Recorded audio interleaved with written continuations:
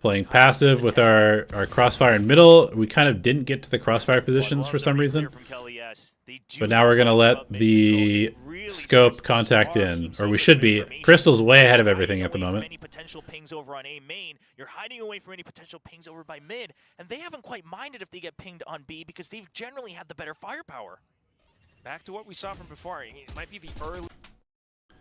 It's 1 a.m. in India. My coach is VOD reviewing on stream. I need sleep. Go to sleep, bro. The VODs are going to be public. This is a public series for everybody to watch.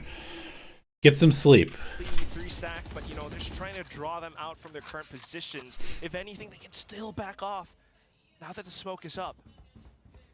Just trying to make some more footsteps. Okay. No, we decide to commit to using the lockdown. I don't know. I mean, I guess at this point, yes, because we need to win this round, and we've fully committed to the B side of the map. I don't love having to use the lockdown against an eco round when we have the right setup, but we're just like a little too slow to actually play this round correctly. Because I think we needed to be much faster to get up B main or B long. We shouldn't only have 50 seconds left. Like, this smoke should have been popped like 20 seconds ago, and it should be down, and Derek should be contacting into B. Yeah, you have the lockdown and you have the cosmic divide. I don't mind using one, and if you need to, sure, use 2 just to get ahead, because that is going to cycle through the ults faster. Ideally, obviously, just using 1, but I do love committing 1 here. Even though your opponents are in eco, make sure you get all the rounds you can. And hopefully to hold on to those weapons as well. Okay, we get in. Secret gonna try and flood. We had really good Vice utility to stop the flood. 2G tries to go for the peak, but spotted out. Phantom sprays just to keep Probably need to just chill and play off site now. Close range, the buggy managing to take them down. Udaton trades off. Yikes. Udaton has to feel the pressure. What are we doing? Spike is not planted for us at long either. Oh no, it's not planted for them. This was hyper troll. Trying to slicing the pie. There's the pool. Nanoswarm as well though. 1 single kill, but Jesse continues to stick. Oh, Poppy, can you make it happen? Has to swing. We trolled that one pretty badly. From here up to handle.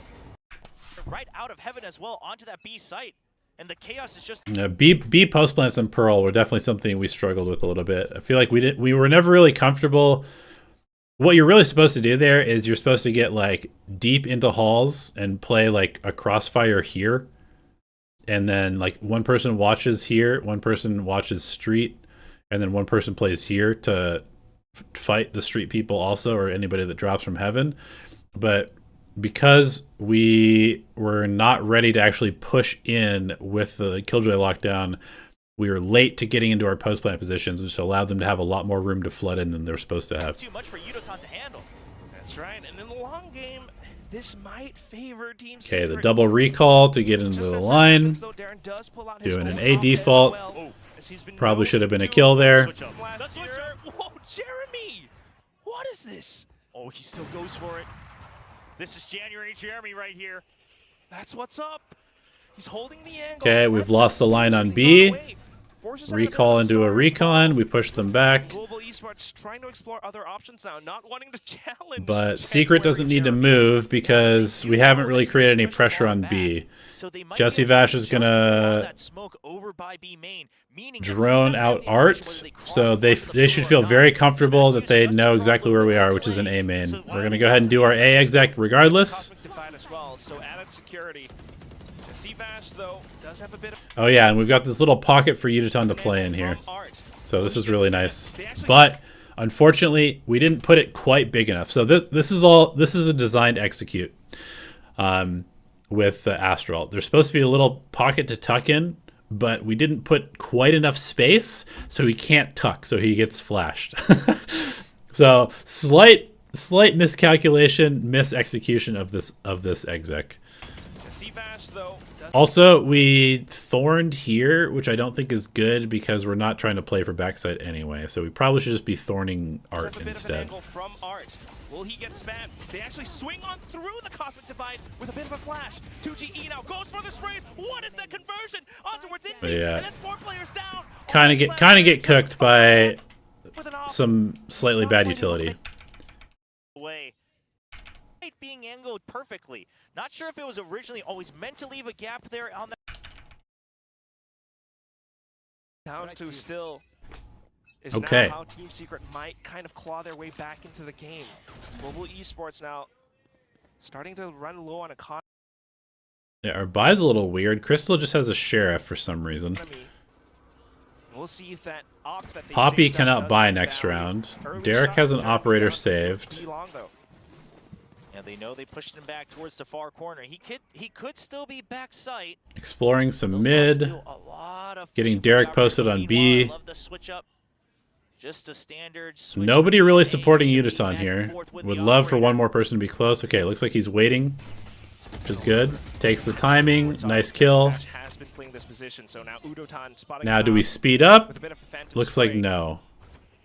It's like Now, we if you wanna go here, surely freeze. you just invest a little bit more Wait for the utility. repush. Otherwise, I don't mind them leaving because with the Silva being pushed out, Okay, now we're gonna go do the thing that was probably our biggest problem to solve on this map, which is that we were obsessed with creating pressure A and then trying to B split through street. And B splitting through street with a double sentinel comp is like impossible because you don't have enough like punch to get through this tiny choke point onto the B site. So even if you get all the way down here to the bottom of street and try and get out, it's like you can't.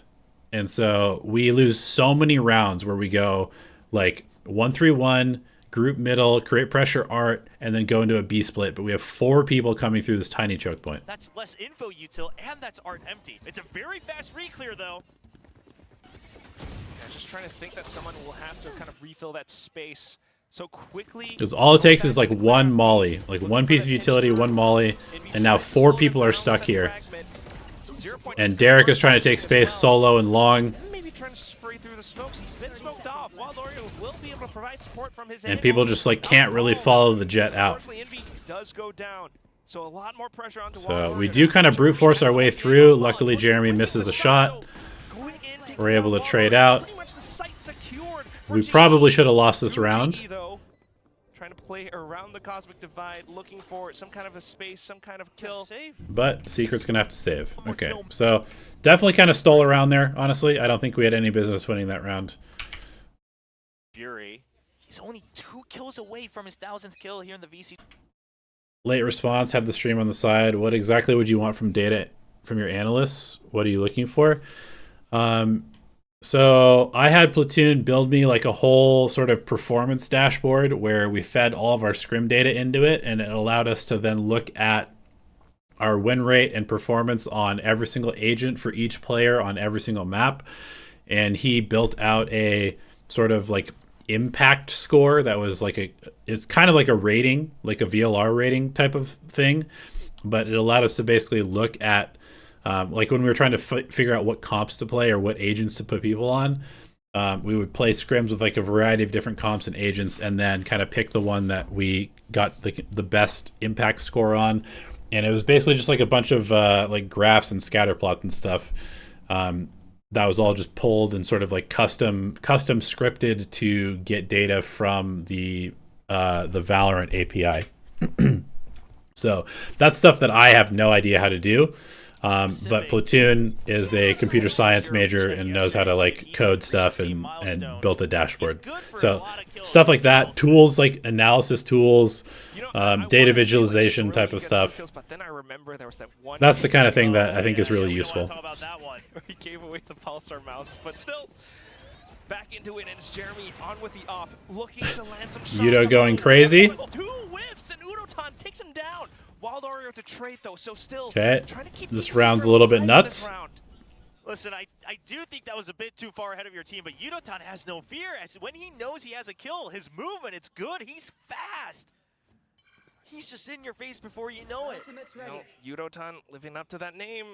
Prep against other teams. I mean, there was also some stuff that he gave me for Anti, which was like tempo of play, site preference for plants, post plants, success rate, retake success rate at various sites, stuff like that. So there's definitely some Anti work as well that was data based.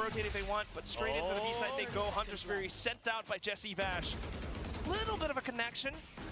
Not Okay, let's see if we play this post plant correctly. Do we get into deep so the spike does go deep down. back hauls? Yes, we do. It's a nice attempt at a spray We're there just from going to stay Wildor's. doubled in back haul. Again, we give up this space. I don't totally know why. I guess maybe because we're smoked off, so we're a little bit worried that they can walk out here. Killed through the smoke. It's not going to happen.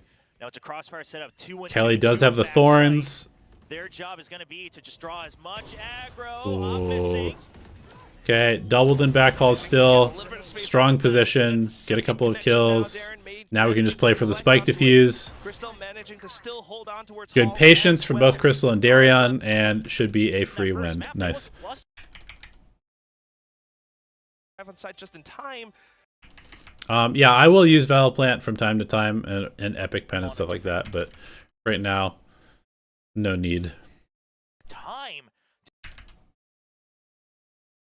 It's not going to be easy, but definitely needing.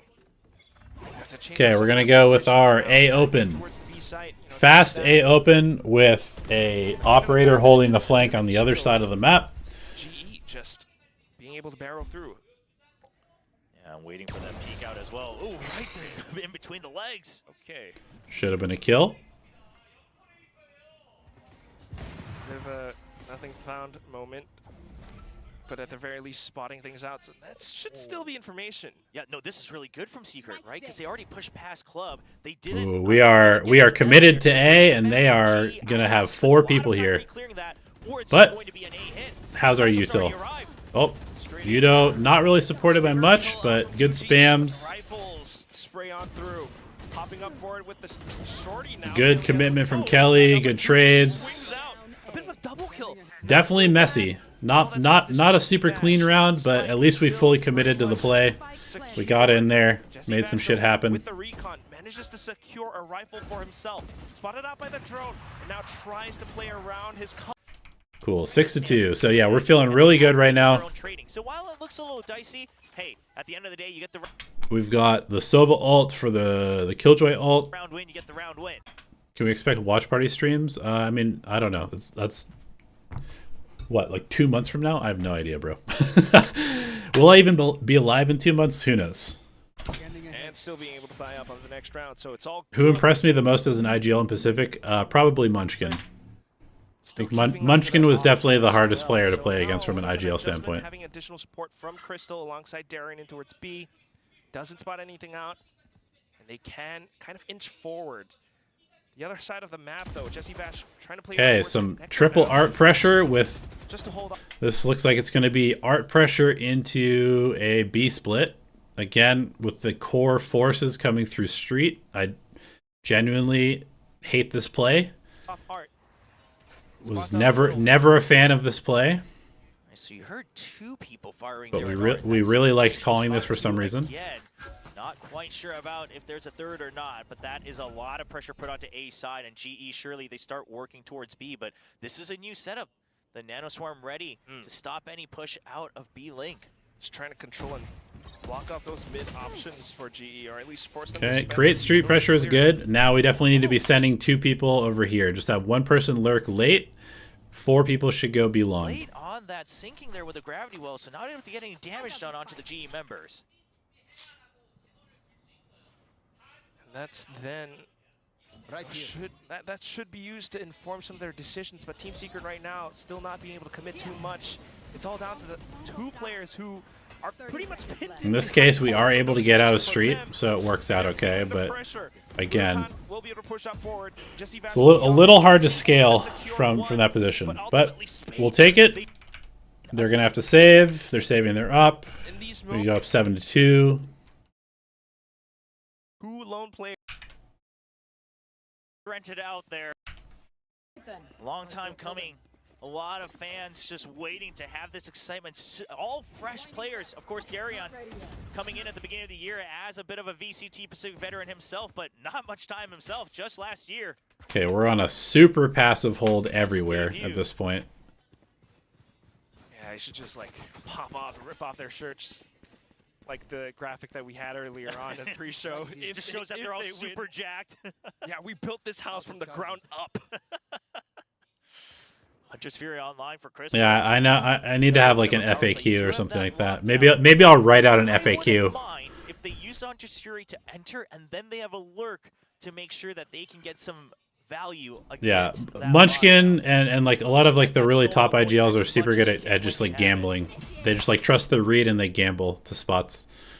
PaperX is really good at doing that too. They'll just be like, I think they're gonna go B, and they'll just have 5 people on B. It's like, well, if they go A, you know, unlucky, but most of the time they're correct. They get their own lockdown first. Okay, we go for the lockdown execute onto B. We're very, very far back. We need to walk up into this smoke. I remember going over this like a million times in practice because this was another consistent issue on this, which is that when we do this exec on B, we need to be clearing the smoke around this time. Because what's going to end up happening is the lockdown is going to go, then we're going to go into the smoke, and then we're going to go through the smoke. We need to be ready to go through the smoke onto the site when the lockdown's at like 0.5 seconds left. So Udaton is in, but nobody else is ready to go onto the site. So it's just Udaton in. So Team Secret will respect it. We give them so much space, and better teams would be much faster at flooding in, and we'd like look at our positioning. We only had one person go in. Like what? Crystal's so far away. Poppy's on the other side of the map. Derek has an op. Like this round is over. We cannot win this round now. We totally fucked up the entire execute. Maybe using their own lockdown for a bit of a counter play, but they don't quite have the gun. Still able to push up though. Wild Oreo in with a share shot. Despite not planning it either. An earlier kill from the utility. Yeah, this was a very, very bad round from us. The defending lockdown comes in, and GE has to respect and play all the way back. And I remember going over this in VOD view. Okay, when the lockdown is getting low, three people minimum have to go into the smoke together, and then when the lockdown is about to end, everybody goes onto the site together. You go for the sprint to A. Okay. I don't know if you can make it. It is a long map. Cutting through mid, you should be able to. I love Poppy keeping them at base so they can't peek out. 13 seconds. And Darren playing safe I behind think the we arrow, might just actually continuing win to this round. sound out that op shot, keep them at bay as well. So Spike. Am I going to will review go G? down now. I'm There's a literally going to watch every game that we played this year. This is a series that I'm going to make where we watch every single game. Every stream will be one game, one match. Okay. I will talk about the match. I will talk about the prep. I will talk about all this stuff.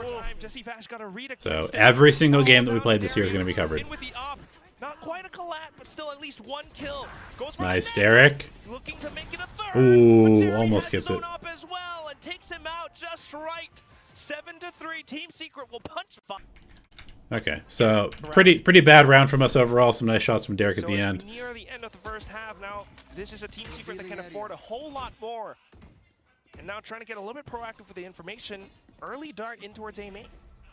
We invest the dash to take. Secure of main eventually. Yeah, this was definitely a problem that we had on this comp, which was if teams were contesting us on A, we kept having to burn the dash to get to this box Afford a whole lot more. and actually take A site. And now trying to get a or little bit A proactive main. with the information. Early dart So towards we A would invest our dash a lot here, Fast, and then it was hard to actually get out of the choke point. And with double senti, you don't really have the greatest exec power anyway. Still have that Hunter's Fury, and if Kelly's gets the EWC, I probably won't well, watch that could EWC. really mess up the I timing of might, the we'll ratings, see. Right? You hear the util coming in, you launch it. I might watch the EWC qualifiers. He's gonna actually just launch his first. Goes for the orb. They like to really save this Hunter's Fury for the post plant, but I'd love to send it no matter what this time just to secure the round win.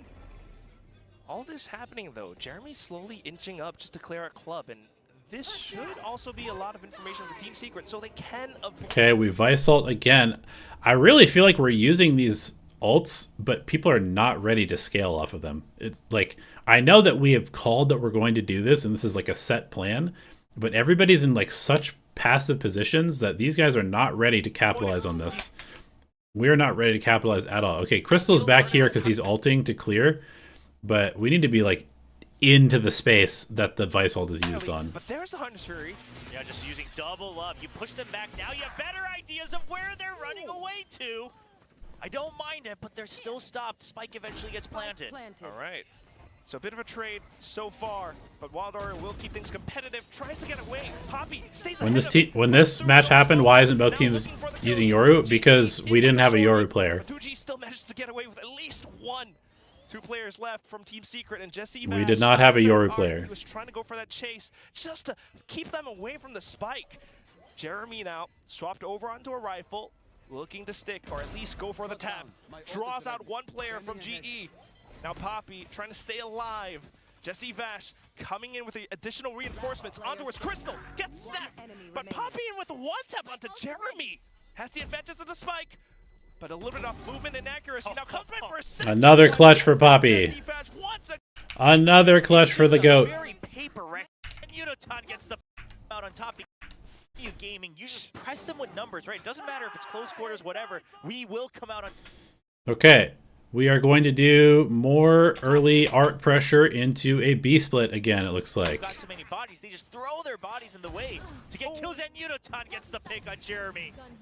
If he had clicked, that might have been a collat, but absolutely right. Unotan just a little bit faster now, even with Jeremy's. Okay, clear the box. Spikes over towards B. A lot more space for it now. Probably should be So far, though, exploring art a little bit more, making a little bit more noise plan towards has been art. for G to kind of take space around art and then maybe come back in through the connector for that B split. Hence, Team Secret having 3 players to hold out this ground. Did I ever ask Poppy what goes on during his mind during clutch situations? Not really. I mean, he was just so good at them. If you can get a tag, maybe, but not finding anything in mid. If you had gotten any tags, maybe you push them away from mid. Maybe you know exactly how many. Okay, we re-clear art, kind of. I'm not totally sure what the plan is. I think. They just have to accept the fact that. Okay, so right here, Kelly calls. We're gonna go back to A because we have shown a little bit B. They used their Sova ult and saw nothing middle. Then they just reconned here. So they've sort of confirmed, quote unquote, that nothing is A. So we're very close to being A. So this gives us a potentially really good timing to come A. Now this round is fairly infamous. And we're about to see why. But this is a good call from us. We were playing really slow. We let them sort of make a mistake. We've got a 5-on-1 against Jesse Vash. There's no chance that we lose this round. Zero chance that we lose this round. 5-on-1 for A main. Okay, awful scaling. Really bad scaling from GE. But also, holy shit. what an ace from Jesse Vash. I remember watching this and just being so pissed that we got 5v1'd. And I thought maybe get 1 kill back off. They'll have to re-clear you. No, he stands his ground. I mean, where's the traders for you? Like, this is criminally bad scaling. Have to re-clear you. No, he stands. So how you want to do this is the first guy needs to just go wide. He needs to just pop and swing, go as wide as possible. The next 2 people swing off. His ground. So Yudo swings wide, but nobody follows him. I think Kelly was in the middle of trying to flash. Crystal was not paying attention to his spacing at all, and Derek had an operator. So our spacing is just horrendously bad. Ridiculous. Oh my god. Shrugs it off his shoulder. There. But again, we had a good half. So we should be good. We should be good. We've got double Senti on defense. The offseason, every single match we've had so far, truly delivering after the whole weight of the offseason. Okay, we clear A main with the dart. It's crazy. It's Pacific, and everyone's rising together. Now on to the next. We've got double Senti anchors on B and A. Secret slowly stacking up towards B. They've left the spike though, so just trying to maybe bait out some utility. Trying to get whatever they can on B, right? And ideally, getting that shear to activate. Now with that smoke as well, I think that almost makes it easier. Yeah, for GE to just go for that shear trap. And he gets out. And during that, they're hoping if you push out a mid, we'll get that pick. But right now, no movement from GE. Yeah, B-Link smoked off as well. Okay, rotate through connector. Smoked off, so they expect something out here mid. That's 2 players in The collat from Envy is tough. Good trade by Kelly. We'll be able the other side. So back to square one. 3-on-3. Was Kelly trained in IGL? He was in IGL before. So much value to Team Secret. They can then He was in IGL rotate before. all the way over into A site. Got to deal with the early killjoy utility, which also does delay. So to be fair, GE doing great so far in the reads. Yeah, they are able to push out the killjoy as well, so Darian just gonna have to respect that space. Kelly is already here though. Gets some ties onto Jeremy. Jesse Vash. Jesse Vash though, his location in Flowers. I don't know if you expect that. 2G just has to stay alive. Oh, Jesse! Player standing. Gets traded 1 for 1. And 2G gets taken down by Kelly S. And G. And the pistols. Let's go. Let's go. Dude, I'm getting hype watching these games again. I'm getting hype watching these games again. What the hell? I know what happens, and it doesn't end well, and I'm still getting excited. All right, Yuta with the Outlaw in Street. These anti-ecos. Jesse Vash trying to fight back with a bit of a Marshall too, though. So see what they can Got the do. Killjoy in middle, controlling all of Link, Position. all of Art. Unless Jesse Vash is going to try to peek out and get a 1v1 duel, I'm not buying into this Marshall though, right? Because at the end of the day, if that shear wall is still set up on B, unless you push up, you're not really getting any value. So just kind of holding in case maybe they push out. Early A presence from Team Secret to bait more, plays from GE, but not too much found. It is pistols. There's that push out, but unfortunately falls to, of course, Get our falls pick. to the Outlaw. Yeah, and that's Yudotan just feeling comfy. Then he's going to switch position as well because they still have so much delay, and Kellyus even gets a pick on B. Link. I mean, the map now currently just blind for Team Secret. They don't have And we've any got control. really good positions. We've got full Fortress on B still. But I do wonder. Derek is kind of like the one gap potentially if he's not watching this. Oh, hold that thought. Good discipline from Crystal to fall back. Secret just kind of walking blindly, barreling through. Yeah, really nice anti-eco from us. Around if you don't show Everything yourself. was clean. Max delay. Set up a couch, get some snacks, just wait for opponents to push through. You already have those traps, but now a little bit of a swing out from Art. Little double swing. Crystal loved calling this. He loved the double swing for top middle to break the turret. Snacks, just wait for opponents to push through. You already have those traps, but now a little bit of a swing out. Good from coordination from Art. us. Poppy will be able to walk away with a kill. And the regen once again getting some value. This time, obviously, on that bonus, so trying to get ahead of things, but they're not trying to take that space. They just want to do some damage, which they would have done. Oh, but now walking through, Jeremy. that's sheer wall. Jeremy all alone didn't know he stepped on it. Cloud first, but there it is. And just the Vice value crazy. We definitely had to move this wall back a little bit or change the wall slightly because you could jump over it now that I remember. Support, though, but now full commitment into the site. But the Vice stuff on A was so strong for us. We absolutely farmed teams It's just Envy. on the A site. Maybe trying to go back through Art, but All right, 11-4. Spam through. If you hear them go onto the Razor Vine, you know exactly where they're going to be. A great setup on that A side.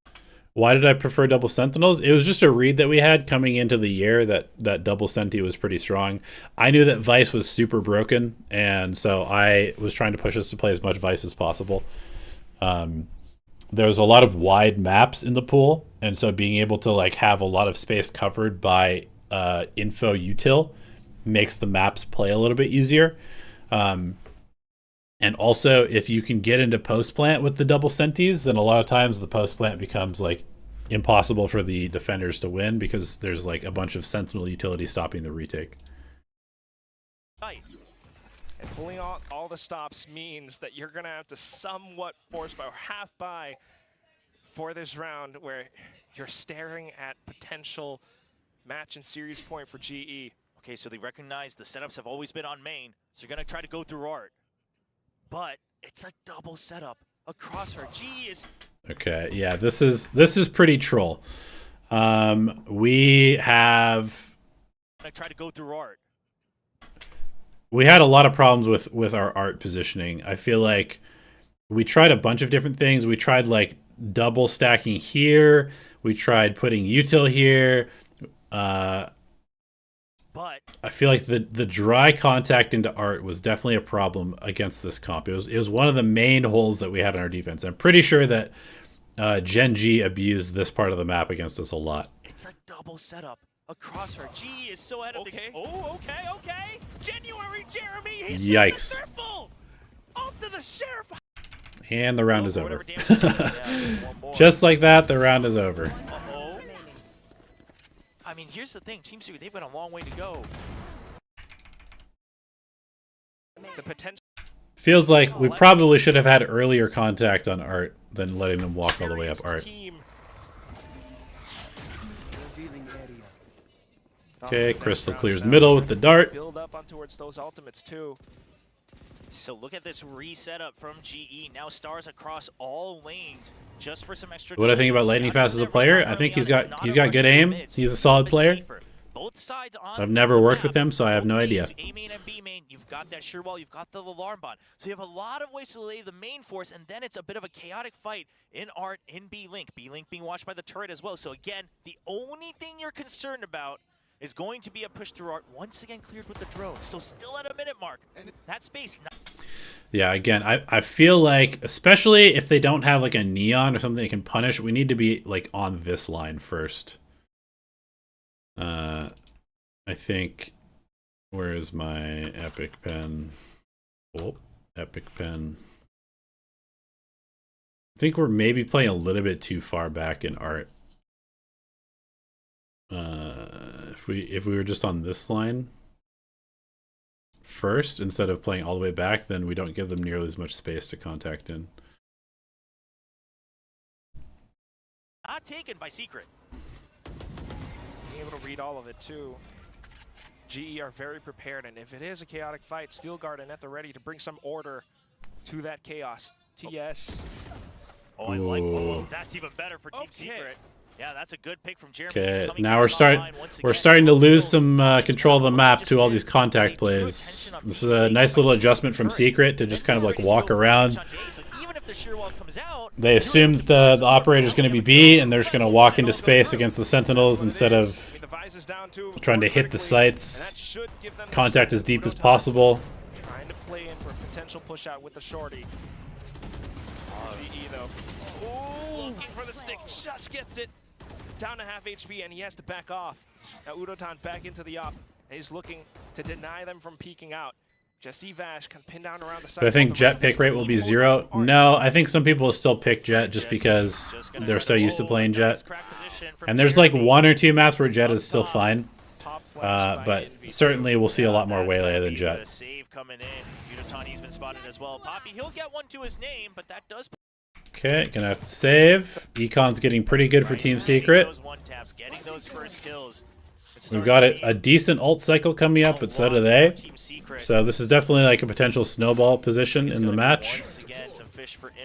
We go for some A control. On this one, I think what we're trying to do... Okay, we're just trying to get the orb for Crystal because he's close to his ult. So Crystal called to get the orb here. We Thorn to stop the push through, get the orb, fall back. This is good. We've moved the Vice utility to Art because Art's been a problem for us. And B has been fine, so leaving B as is. Already getting a little bit of information off of that as well. They knew that was... Why was Crystal not the IGL at this point? Just because we had made the team with Kelly as the IGL. Well, the rest of the map stays pretty much dark and quiet. So on the A site, the changeup from GE looking like they're ready to just make sure they can have a retake through the Art side, right? You've got the shear to make sure that you block off any sort of pinch, but then you still have the arc rows to check for info in that zone. I believe I don't know if they have a hard read on it, but the head coach at the time wanted Kelly to sort of like be a little bit more of like a micromanagey IGL, and Crystal was not a micromanaging IGL. A side, they'll just clear for any razor vines and they start to walk in. Slowly, surely. The KO ult in response from Kelly. Nice refight. Definitely way too aggressive. This was all good. This was all good up until we decided to run into Art. No need to do that. But we get the rotations in. Poppy anchoring. Stops the push. Crystal floods. They're back in towards Art. Poppy just holding off from the other side. Our defensive utility was really nice. Has the angle as well, managing to right click onto that Guardian. Zooms in, Perfect. All right, 12-6. Back in the team's very low. Be that Secret calls their last time out. this is always have 100% information, and I wonder, Team Secret, if to change up what you want to do. But then you're thinking about the rest of the map. Looks like we're gonna do, ooh, okay, an aggressive B bait setup. The op's gonna take first contact, or the turret and the op are gonna take first contact. Darion's pushed up. We are going to stick with the Vice in middle, Kind of back to that and early Crystal and gaming Poppy are gonna attention sort of again. control A, Not making it easy for them whatsoever. Udo deny the orb initially. that op as well. Blazestorm online, it's got to be a Jeremy round. Do we scrim PRX or Gen G? Yeah, we scrimmed PRX quite a few times. Gen G, I don't think we scrimmed at all, actually. All in or nothing. We scrimmed a lot of tier 1 teams. Early Thorns being activated. So now they're looking out for Kelly S. Spotting him out with the drone. Oh no. Yudo gets the initial pick. All right, smokes are dead. Pushed all the way Deposits into the- Derek. And now look at the switch up. They send the op back so it can find a new position. Meanwhile, it's going to be Darion holding that position. So if you get to A site late, that's an operator waiting for you. Oh no, Wild Oreo. Very nice from Kelly. Knows that he has the wall on his back, so he's chilling. Kelly S, but that goes down apart. Jeremy not finding the right click either. Kelly doesn't know that Envy's pushed up. It's all good. Trying to 4v2. start This as should be a possible. win. Has the spike alongside Jesse Vash. A little bit separated from each other, but 30 seconds left. needing to push on through into the site. It's already heavily reinforced. I mean, this has to take a miracle. Envy has to take some incredible 1v1s right now. Yes, Jesse is here, but the angles are tough. Whoa. Still though. Yeah. Just not quite going to work out. The grab well secures way too much. Jesse Vash. All right, Pull a miracle out of let's but go. it's GE gets the first win of the year. sending Team Secret down into the lower We're bracket. 1-0. We're number 1 in the group. Takes the win. And what a debut it is. Moving on up in the We're upper feeling good. bracket, something we haven't been able to say for this team. No matter the roster, they tried to build, rebuild again, and now from the ground up, they bring an absolutely star-studded roster full of potential, and they're starting to reach that Hell point yeah. from the beginning. Let's go. A little bit shaky on the first one. All right. So that is match number 1 in the books. Global Esports 2-1 over Secret. We can look at the stats real quick. Poppy top frag +10, 5-0, and first kills and first deaths. Beautiful performance from the Popster. Crystal solid. Derek, not the best first kills, first deaths, but jumping in for the team, playing 3 different agents, really good. Kind of a down day, honestly, fragging wise, but got a bunch of first bloods. And then Kelly, IGLing for the first time on stage, played Deadlock, KO, and Vice. Did pretty well overall. Yeah, I mean, honestly, we were feeling pretty good at this point. This was nice. And then the next match that we'll be watching, which will probably be tomorrow, is the Talon match and the Triple Senti comp. So make sure that you tune in tomorrow. Make sure you tune in tomorrow, because we'll be talking about the Triple Senti comp. But yeah, if anybody has any questions, I'll stick around for like 5 more minutes, but then I have to go. I have an interview in half an hour.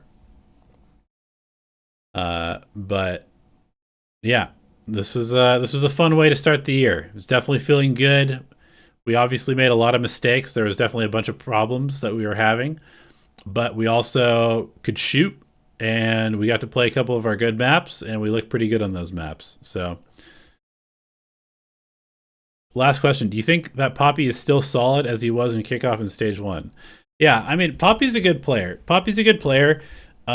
He definitely had some like stage nerve problems, and also I think he, like I said earlier on, I think he was much better under Kelly as an IGL, because Kelly was a lot more like micromanaging what Poppy was doing with his smokes and util, and that allowed Poppy to just shoot. And I think under Crystal was not as clear with Poppy on what he wanted him to do.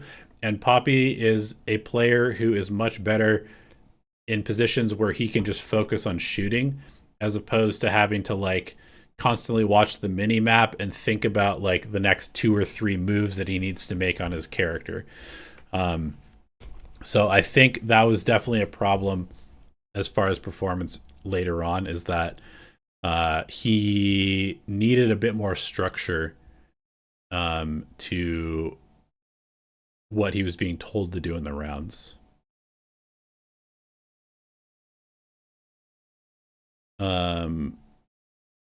It's just an interview with a journalist, so it'll just be some questions. I don't know, like probably about the year, about my plans and stuff like that. Any suggestion for aim training and improving from Plat? I mean, I think just play a bunch of DMs with purpose. Really work on your crosshair placement. This game is like very, very crosshair placement based. It's like a lot of crosshair placement, micro flicks. So just do a lot of DMing. I think actually tracking scenarios are really important. I would probably practice tracking in like aim trainer, like micro flicking and tracking are probably like the 2 most important skills.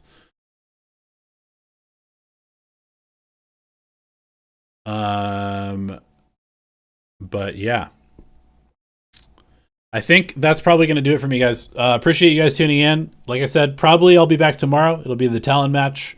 And then we'll go on from there. So hope you guys enjoyed. If you have any feedback, feel free to comment on the video or DM me on Twitter or whatever. I want to make this like a very cool series. I don't think anybody's ever done this before, as far as like just really being super open about every single game that they played during the year. So I'm hoping to give some like real interesting value to people that tune in and watch. And yeah, we will see you guys tomorrow. Peace, peace, peace.